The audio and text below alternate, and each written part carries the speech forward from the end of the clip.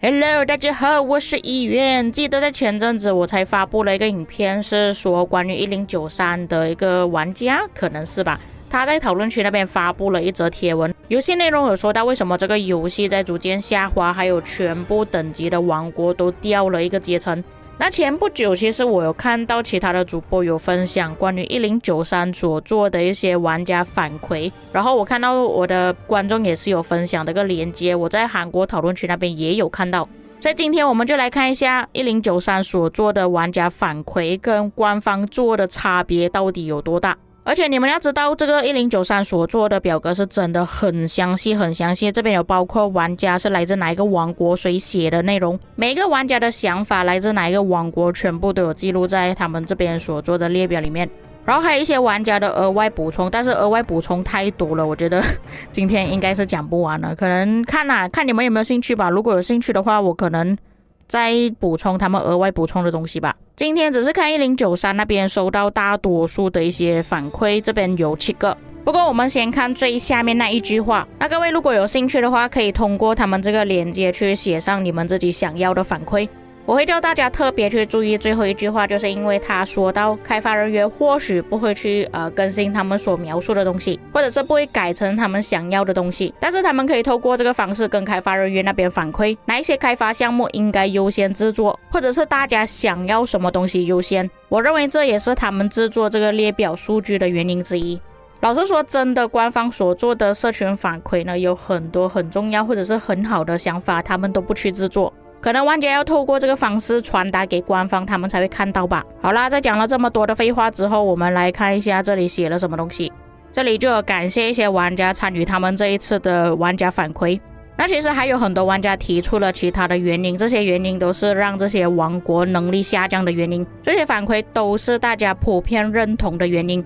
但是他们收集的数据是截止到6月13日而已。开发人员那边表示他们已经解决了一部分的问题，但是其他的问题他们就要看有多少的玩家反应比较热烈，就是看玩家比较重视哪一些问题。他们也希望那些开销比较多的玩家，也就是大佬啦，如果看到这份请愿书的话，可以给予他们支持。我不是大哥啦，我没有办法跟我的高级客服说这些东西，但是我可以透过影片传达这些资讯给更多的玩家知道。首先就是征服者之阵的事情，他们在之前的一些贴文中都已经有讲到这件事情了，这边又再补充。那跟上次我所讲的影片差不多，这里有说到比起跟大家一起合作，其实更多会发生背叛的事情。其实发生更多这样子的事情会让玩家更加沮丧，而不是有趣，不管是管理层也好，还是普通的玩家也好。下面是他们要求所做出的一些更改。首先希望可以把征服者之阵的比例调成64比例，就比方说胜利的那一方可以拿到 60% 的征服者之阵，然后其他的可能盟友之类的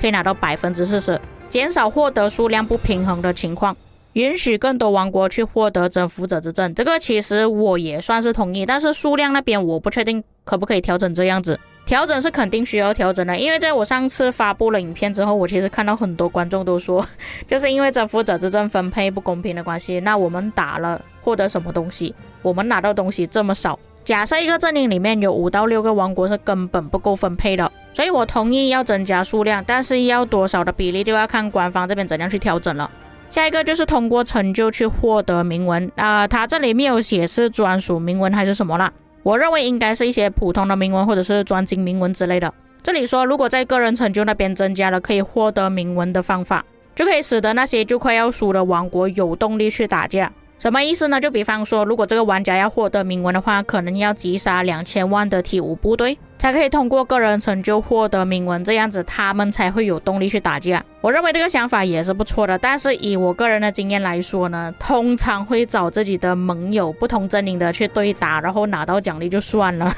最后就是更改占领圣城之后可以获得的奖励，把原本的奖励改成可以获得洗炼石或者是重置洗炼石。这个想法其实也是不错的，但是会不会演变成最后要拿到中战的王国也会想要拿到首战呢？我是比较担心会发生这样子的事情啊，有可能有一些王国会比较贪心一点他2个都要。那我们看了左手边是问题嘛，右手边是策划那边的答复。这边他们的回复是说有一些反馈他们会在8月 1.0.84 版本更新，所以我们是可以看到一些更改的希望的，但是要等久一点，因为现在才6月而已，等到8月的话还要等多2个月，而且他们这边也没有明确说出到底他们会更改哪一些项目所以我们也只能等而已。第二个反馈，那你们可以看到这个反馈策划是完全没有答复的，也就是说他可能看了但是不回应。这个反馈是让一些新玩家提升他们追赶的速度，就是他们的那个进度太慢了，比起旧王国。原因因为大多数现在的王国进入征服赛季之后都会清除王国里面400到500个玩家左右，因此新的王国加入了游戏，分散了人口，但是并没有增加新的玩家。他们希望改善新王国的整体体验，减少他们在进入征服赛季之后离开游戏，也就是弃坑啦。这边下面有给一些建议。首先 KVKE 的奖励应该要提升，并且应该要有一些新玩家的奖励活动，就比方说像流神古卷那样，这个活动可以帮助玩家在第1年的发育，就比方说他可以获得材料，可以获得研究或者是建造加速，可以拿到加速之类的，然后可以快速的解锁T5，增加 KVK3 到 KVK4 之间的休息时间，因为他们发现到 K3 到 K4 要进行的这一段过程呢，只是10天相隔而已，就是说时间太短了，一些玩家可能来不及准备一些加速资源，同时间还要发育自己的账号，所以对于一些新王国的管理层来说，可能压力会很大，导致很多人放弃或者是弃坑。再来，随着大量的玩家加入这个游戏，每隔几天推出新王国确实是 OK 的，但是到了 K2 可以移民之后，将会影响这些王国的未来。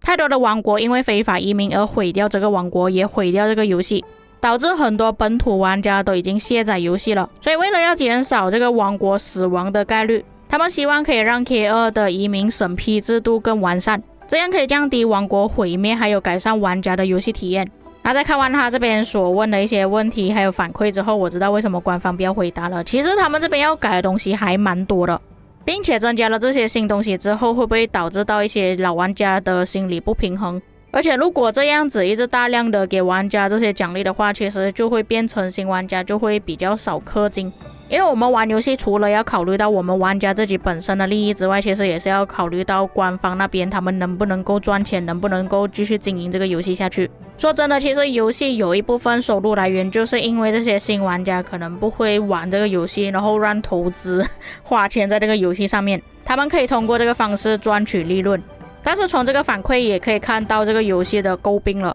就是新王国的进度永远是跟不上旧王国的进度的，不管你怎样追，怎样增加新的东西，免费的东西，奖励也好，都是没有办法追上的。所以在国服那边其实已经推出了官方交易所，其实这个东西我在之前的影片要讲了，但是被 YouTube 那边无情下架了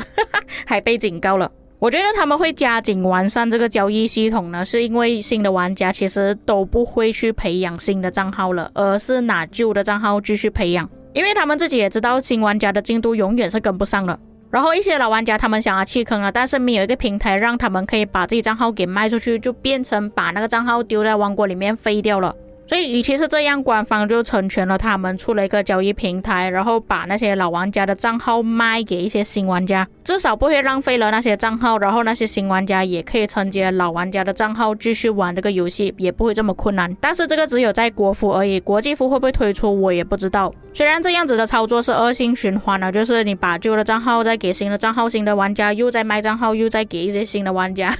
但至少玩家的压力不会这么大，也可以让一些新玩家有继续玩下去的动力，花的钱也不需要这么多，但是依然会在这个游戏上充值，官方也可以从交易平台那边抽取一些利润。所以第二个反馈我是可以理解为什么官方他们不回复，他们有自己的考量。 OK， 那么我看到我录音到这边的时候影片有点太长了